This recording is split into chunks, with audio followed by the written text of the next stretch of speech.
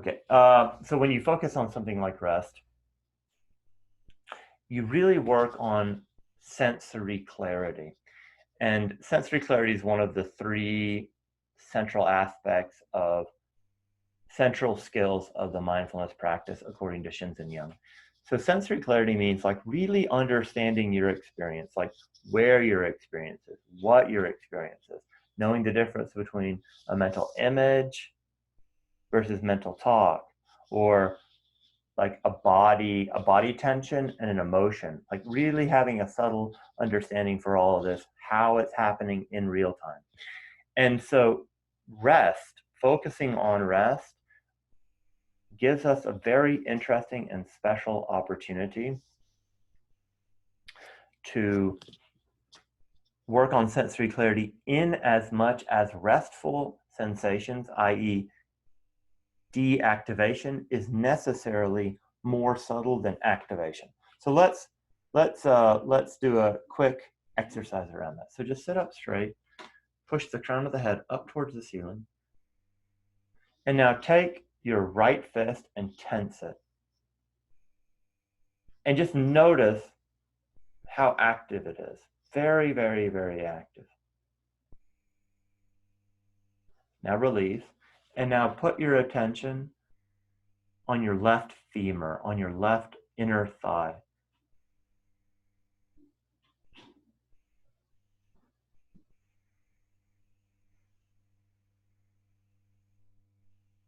And notice how subtle that sensation is, if there even is one. For me, it's just like an exercise in simply resting attention there and not noticing anything. And that nothingness, that absence, is rest. And now consider how it's so easy to notice the clenched right fist and so hard to notice the sensation that's not there. And so we have the natural tendency of the mind is to focus on what is active. And what we're doing here is we're reversing the normal way of in a sense, approaching life, which is noticing the activations. And in the feel rest technique, we notice the deactivations. Also, rest and equanimity are tightly related. So when we learn to rest, we also sensitize ourselves and develop equanimity.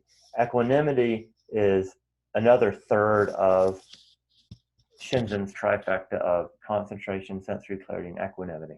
I think most of you know what equanimity is, but let me define that term. So equanimity is to not fight with your sensory experience. It's to not push or pull on it. Rather, it is peace. And as the practice deepens,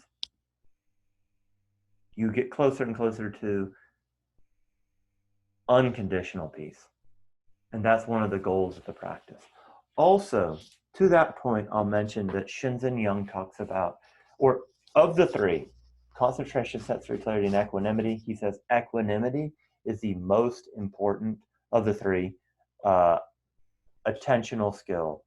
That is skill to be developed in meditation generally. So in many ways, it all hinges on equanimity. And any kind of focus on rest practice will really build equanimity.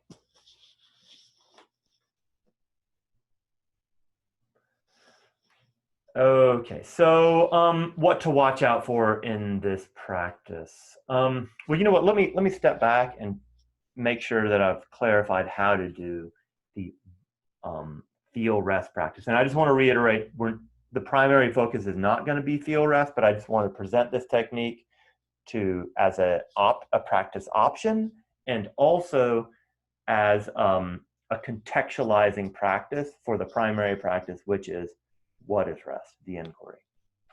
So in the feel rest practice, you actually note.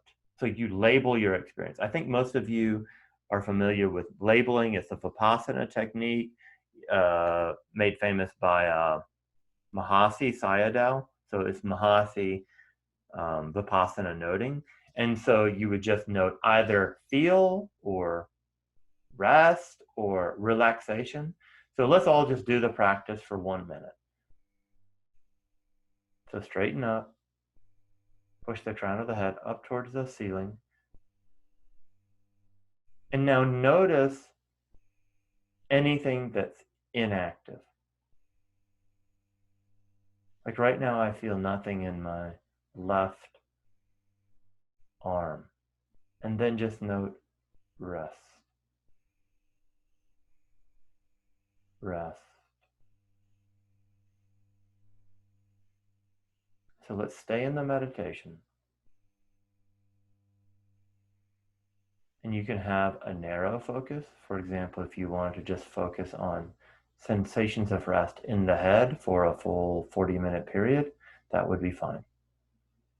Or you could have open, like a more dialed out focus. So noticing the whole body and mind. And like this very moment, I can feel rest in the whole body. So I know rest. Rest.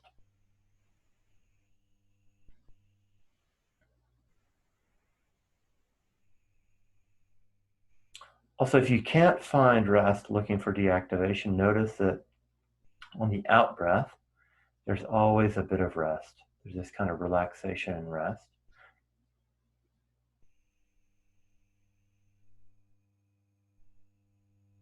So you could, for example, just note rest on the out breath as your primary practice for the day.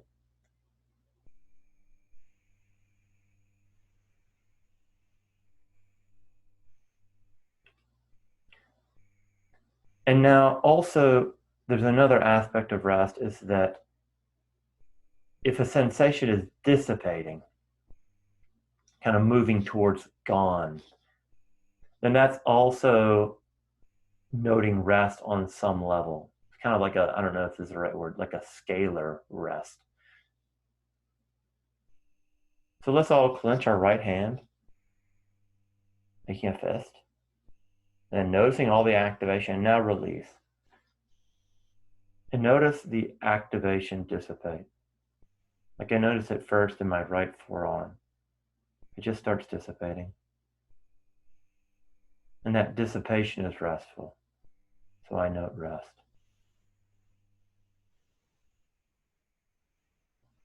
Rest.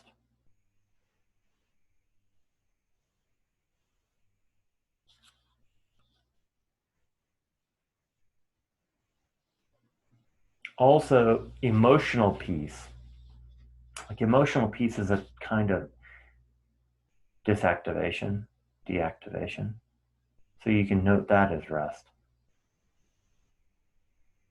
Often we feel emotions in the chest, throat, shoulders, neck, face, head.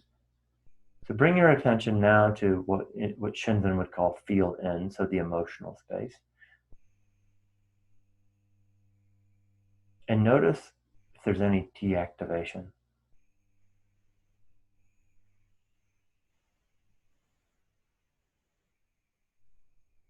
Any absence, or even any peace. And we just note rest.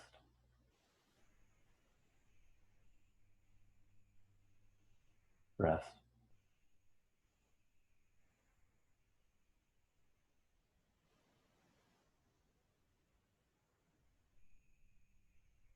Rest.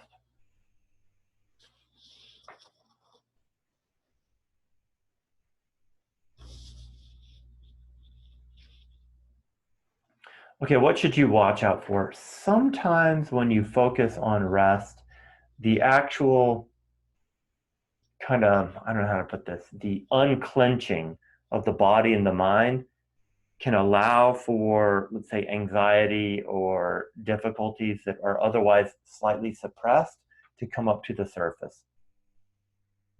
If it's coming up in a manageable way and it's within your window of tolerance, then it's not a problem, but I just want you to be forewarned that that might happen. So, okay, be aware of that.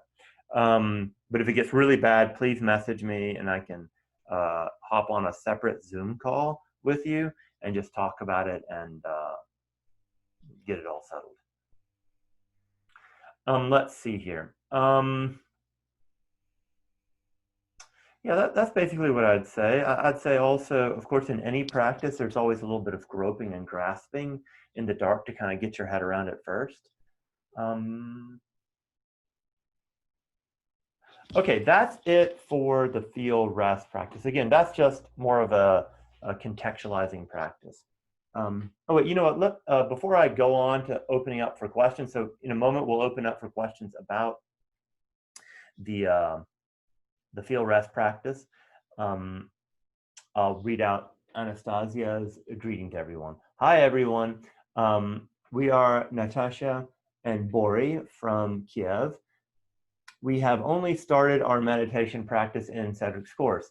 We want to learn how to rest mind and body during tough periods in life. Sorry we had internet connections earlier during the presentation. Not a problem. Welcome, Natasha and Boris. It's a real pleasure to have both of you. Okay, cool. Why don't we open up to questions? Is everybody clear enough on this practice?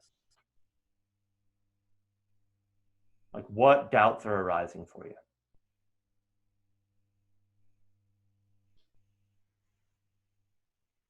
And again, go ahead. Dissipation, the attention, I suppose it's not good when it rests in a sense that it dissipates and relaxes and loses the focus and wanders. So this is not rest. Yeah, interesting. Right. Okay, so this is actually interesting. So I'm sure we all have heard about, you know, the right effort. I believe it's the fifth or sixth fold of the Noble Eightfold Path. So, and I like to call it the koan of effort. It's very difficult to figure out what is right effort. And so you want to have enough kind of attentiveness and enough effort to where you can hold your attention on the desired object, but then not to be straining around it. So there is a balance here. Ivan, am I speaking to your question? Yeah. No. Yeah, and you know, you want, you know, I'll also say this, that early on in practice is dominated by effort. But later on, as you get more and more proficient with the practice, then the task is more to let things go easier and to lean into effortlessness. So you want to be checking in with, okay, am I attentive? Am I in the moment? And then try to rest. Beyond that, try to rest. But then do follow, am I on task? And it's not like you want to rest and let your mind just go off anywhere. Okay. Any other questions?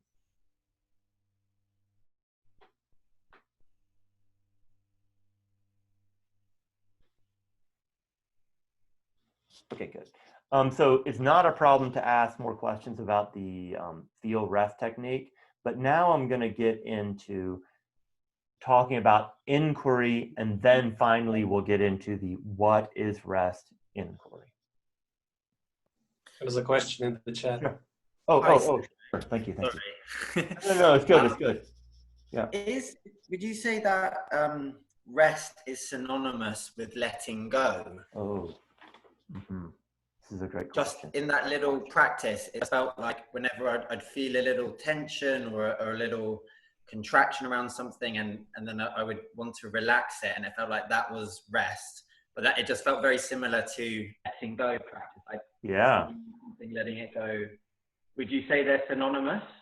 Okay, so I'm going to give a mild, somewhat complicated answer, or less than straightforward. The way that I've not heard Shinzen Young talk about rest being the same as letting go.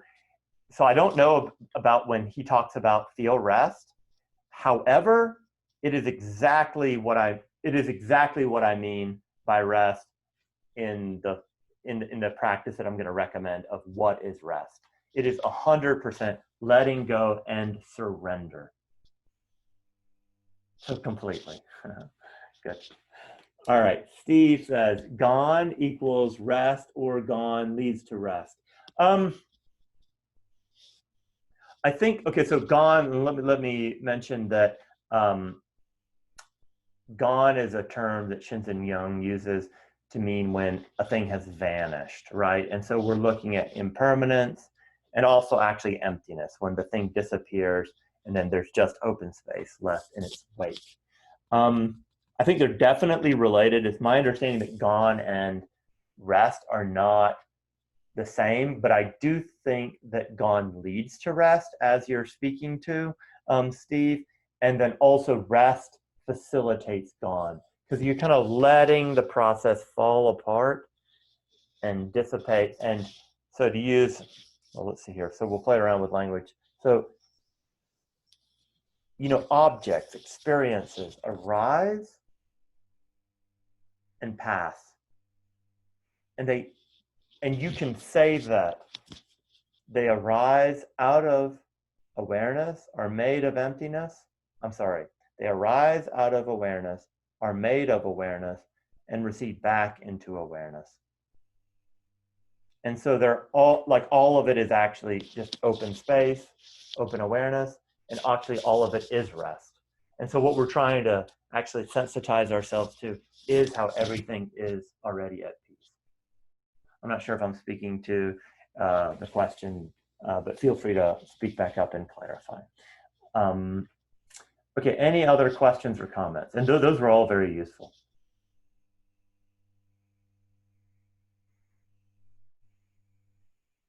Okay, let's assume not.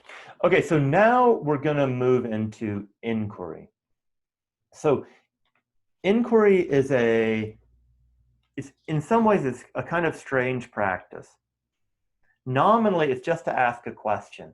But what it does is it's like a cue. The quality of just asking a question brings the mind to this certain open awareness, and it's very effective, I've found. Also, I've taught inquiry now off and on for about a year, and I thought, oh my gosh, this is so hard to get, and people struggle with it at times, but then also many people just really pick it up quickly, and so I think it's actually not so very hard. So let's just straighten up, and we're going to do a quick exercise.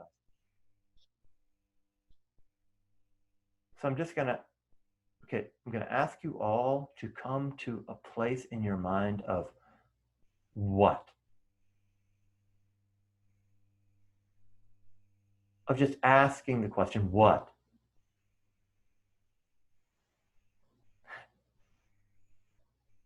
There's this quality of openness, of looking, but not yet knowing. Okay, so I'm going to ask you a question. And I don't want you to answer. I want you to stay in the question. So here we are. What did you have for breakfast this morning? What did you have for breakfast this morning? And there's this, so what inquiry is it's the first half of the response to a question. It's opening up, and it's like, what did I have for breakfast? But then it's not the second part of grabbing and grasping the answer of, oh, banana and a bagel. So what you do is you just stay in the question. So I'm going to ask you the same question again, but don't let the mind go to what you either had for breakfast or what you didn't have. Just stay in the question. So what did you have for breakfast this morning?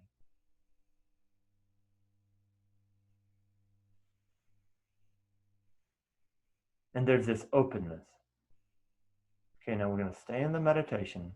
They say it's a little bit like if an animal were to walk into a clearing in the forest, and then here, like, open your eyes and look at me. You know, the animal would kind of like look around, like totally open eyes, open ears, totally open.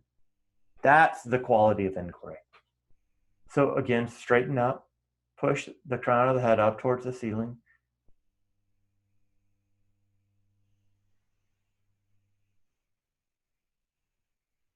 And then come into that sense of you just walked into a clearing in the forest. There could be predators, and you just need to open up all the senses. Have nothing in mind other than just the quality of waiting and watching and openness.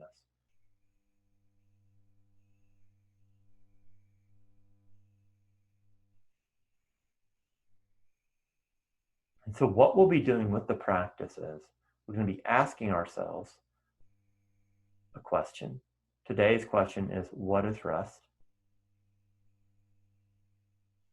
And we're going to associate asking that question with this response of total openness. Like it's just pure potentiality. And so what will happen is, as we ask the question will just cue this state of mind. Just like, I don't know if any of you lift weights, but the example I like to give is you walk up to the barbell, you have the barbell above the laces of your shoes, and then you reach down and all of a sudden, boom, a deadlift happens. You just do the movement, right? Or like, it's the same with running. So you put on your running shoes and all of a sudden it all magically happens. You've cued the body and the mind, and then the running happens. So in this same way, when we ask the mind what, or what is rest, it cues this openness.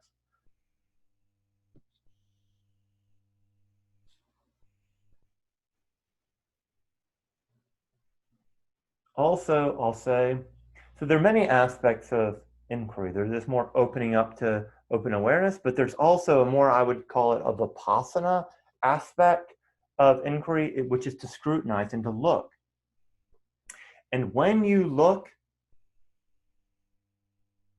it all falls apart, right? So to inquire is to question, and to question is to scrutinize. And nothing stands up under scrutiny.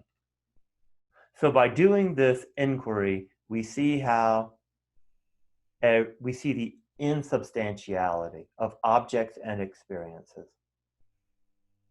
Like all there is experience. And it's not even findable.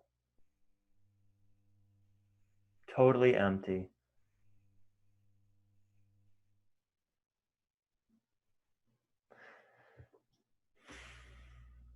And now back to the more kind of open awareness aspect. So when we come into this open awareness, thoughts slow and then will eventually start to stop.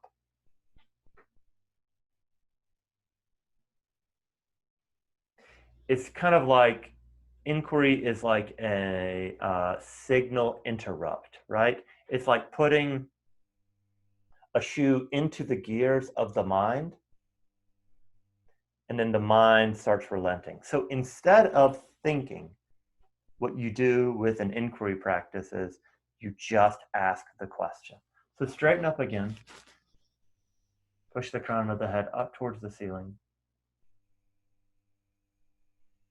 And let's go ahead and actually ask ourselves, what is rest? But don't think about the answer. And ask it again, what is rest? And now notice how when you ask the question, you're not thinking about your laundry list of things to do. You're not thinking about your interpersonal relationship problems.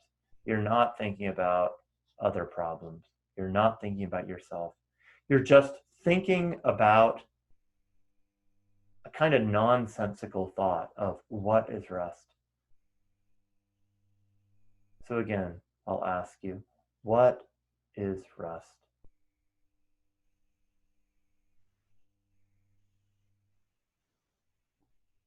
And then notice when you're engaged with the question that thoughts either don't arise, or if they do, they arise much more slowly.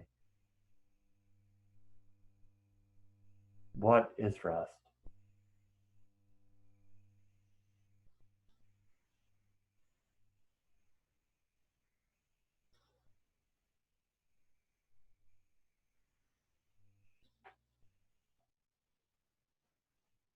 And again, so this practice is going to be all about staying in the question, staying in this quality of what, and of don't know mind.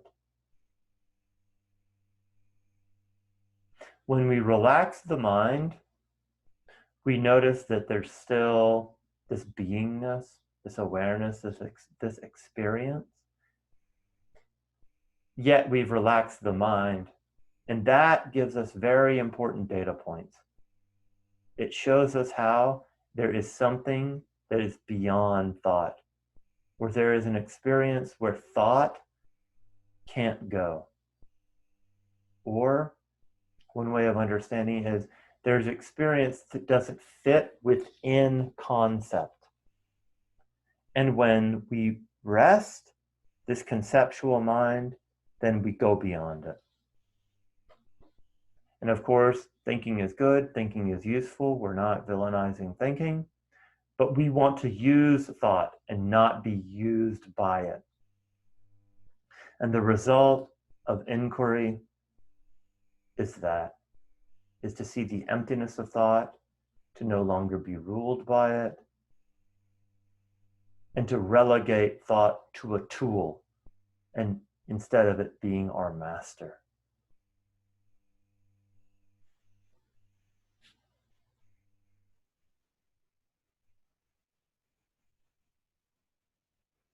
So again, with the inquiry, we come into a place of not knowing and not needing to know. Here we relax around not having answers. Don't know mind starts arising, and emptiness is seen and understood.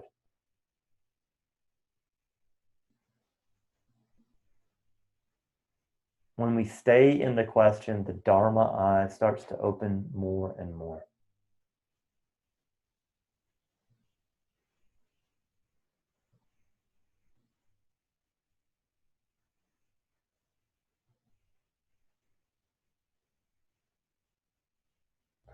So also, let me mention a little bit about what I mean by thought. So really, thought probably should be thought of as like, there's thought, body tension, and emotion. What happens in life is constantly all three are getting triggered, and all three trigger each other. So you have a thought that's distressing or whatever, maybe it brings up aversion or desire or clinging, and then an emotion, then there's an emotional reaction, then there's a body tension, and then that encourages a thought and makes it real, etc., and it's all spinning, and you're off to the races. And that is samsaric existence, cyclical existence. Well, when we take the kind of, I like to think of it as like a phony thought. So when we take the decoy thought of what is rest or any inquiry or who am I and put it into the place of thinking, we hold that thought, but then that thought leads nowhere. It doesn't activate the emotions and activate the body. And so then when you have a thought that is no longer activated by, or rather reinforced and reified by body tension and emotion, then there's this decompressing, and then life takes on a slightly dreamlike quality where it's like, oh, you know, you can have this thought, but it's not connected to anything, and it doesn't need to mean another thing, and then it doesn't generate another thought and body tension and emotion immediately. And so it's just kind of suspended in space and then passes, and there's this spaciousness and emptiness.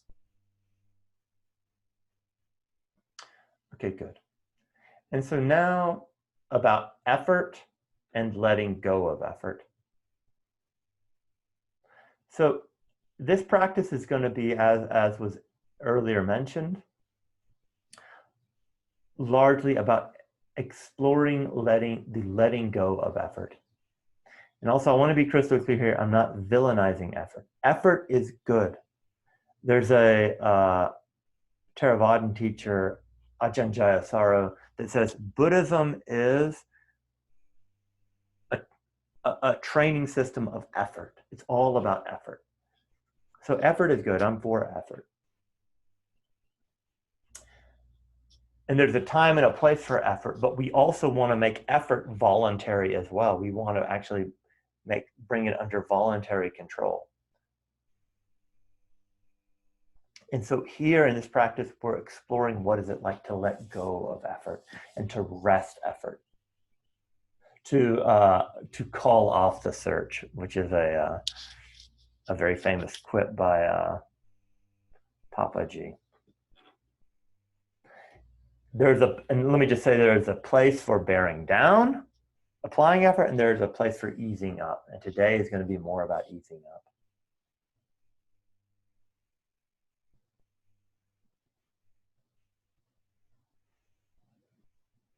So when we encourage certain parts of experience to relax and rest, then that makes room for the self-organizing, dynamic, spontaneous nature of consciousness to arise and do its thing without our interference. Okay, good. So we've been really talking about feel rest, then we talked about inquiry, and now I'm going to give instructions on what is rest, and it'll be very brief. But before I go further, are there any other questions that are coming up right now?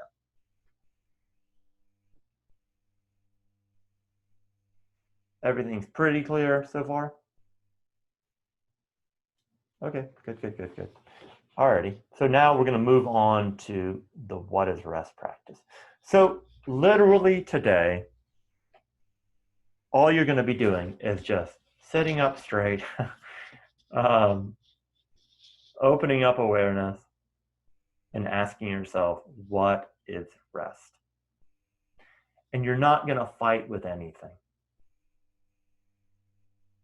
If a difficult experience comes up, you're simply going to say, what is rest?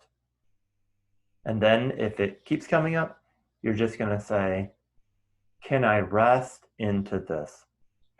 And also, I want to bring a very pointed attention to the fact that the instructions are to inquire.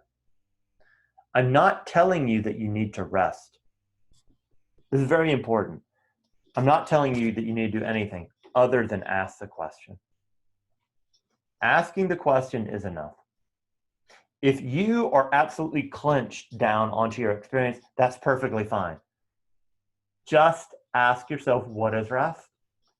And then the second inquiry is, can I rest into this? And the answer can be, hell no, I can't. It's perfectly fine. But all you're going to do is just asking the question. Asking the question is enough. And let me say that you don't know where you're going with this. You don't know what it's going to look like. And so we also want to look at resting expectations.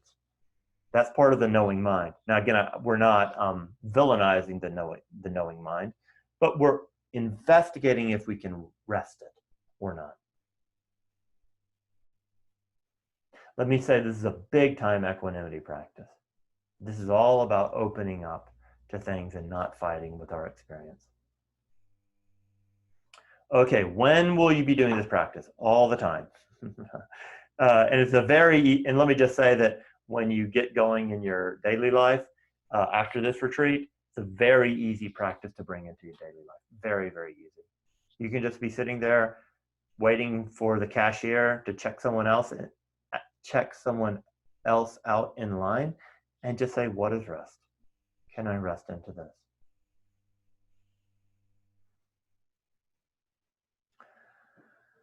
Okay, good. Now, what should you watch out for? This can get weird. Inquiry is kind of a strange practice and it doesn't work for anybody. Let me reiterate this. It's perfectly fine to go and do metta. It's fine to do the feel rest technique. It's fine to do anything else. You're your own master. We want to make our practice our own.